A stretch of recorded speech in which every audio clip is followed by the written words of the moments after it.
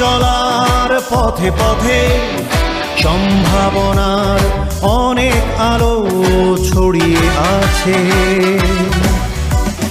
দেব না তো আর অন্যদিকে মন, যুবদের প্রয়োজনে পাশে আছি হয়ে আপনজন। হৃদয়ে আর শুধুই বাজে কর্মই জীবন, হৃদয়ে আর শুধুই বাজে কর্মই জীবন। যুব ও ক্রীড়া মন্ত্রণালয়ের আওতাধীন যুব উন্নয়ন অধিদপ্তর থেকে প্রশিক্ষণ নিয়ে স্বাবলম্বী হয়ে ওঠা যুবক ও যুব নারীদের সংগ্রাম ও সাফল্যের কাহিনী নিয়ে অনুষ্ঠান কর্মই জীবন।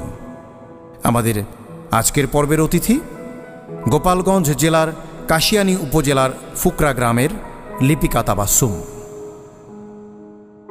লিপিকা তাবাসসুমের এই হাসি বলে দেয় তিনি তার কাজ নিয়ে খুব ভালো আছেন। তিনি শুধু একা ভালো আছেন তা নয়, তিনি ভালো আছেন গ্রামের আরও বহু নারীকে সঙ্গে নিয়ে যারা দুস্থ ও অসহায়। তার সঙ্গে আছেন কলেজ পড়ুয়া মেয়েরাও। এত এত মানুষকে ভালো রাখা লিপিকার কাছে কী বা এমন আছে? আজ আমরা শুনব লিপিকা তাবাসসুমের উদ্যোক্তা ও প্রশিক্ষক হয়ে ওঠার গল্প। লিপিকা কেমন আছেন? আলহামদুলিল্লাহ ভালো আছি, আপনি কেমন আছেন? আমি ভালো আছি। আমরা আপনার কাজের কথা শুনে আপনার কাছে এসেছি কর্মজীবন অনুষ্ঠানের জন্য।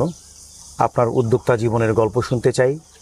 আপনি তো একেবারে সেই কিশোরী বয়সে, যখন এসএসসি পরীক্ষার্থী, তখন আপনি নিজের স্বপ্ন দেখলেন একজন উদ্যোক্তা হওয়ার। মানে ঠিক ওই বয়সটাতে কোন চিন্তা থেকে এ ধরনের ভাবনা মাথায় এলো? আমার যখন 3 বছর বয়স তখন আমার বাবা মারা যায়। আমাদের মানে বাবা নেই, বড় ভাইও নেই, আন্ট করার লোক খুবই কম। আমার মা, আমরা চাচাদের সংসারে এইভাবে চলছিল। যখন আমি ক্লাস 9-এ পড়ি তখন আমার একটা চিন্তা ভাবনা আসলো যে আমার কিছু করা উচিত, যে তোমার মা আছে। তখন তো আমি ছোট, আমাকে তো কেউ কোনো কাজও দিবে না, আর আমি তো জবও পাবো না, আমার বয়স তো হয়নি। তখন আমি যুবনের থেকে কিছু মানে আমার আশেপাশে কিছু মেয়েরা ওরা হাতের কাজে প্রশিক্ষণ নিচ্ছিল, আমি ওদের কাছে যেতাম। স্কুল শেষে এসে ওদের কাছে যে সুই সুতার যে কাজগুলো, হ্যান্ড স্টিচ বলে, ওই কাজগুলো দেখতাম। দেখার পরে আমি কিছু কিছু কাজ করতাম। করার পরে এইভাবে মানে কিছু করতে করতে আমি কাজগুলো একটু শিখলাম। শেখার পরে আমি যখন এসএসসি পরীক্ষা দিলাম, দেওয়ার পরে আমি 2016 সালে আমি প্রত্যয় যুব সংঘ পাঠাগার নামে আমার একটা মানে সমিতি আছে আমাদের এখানে আমি সদস্য হিসাবে ভর্তি হলাম। আপনি তো যুব উন্নয়ন অধিদপ্তর থেকে প্রশিক্ষণ নিয়েছিলেন? জি জি। আপনি প্রাথমিক প্রশিক্ষণটা কোন কোন বিষয় নিয়েছিলেন?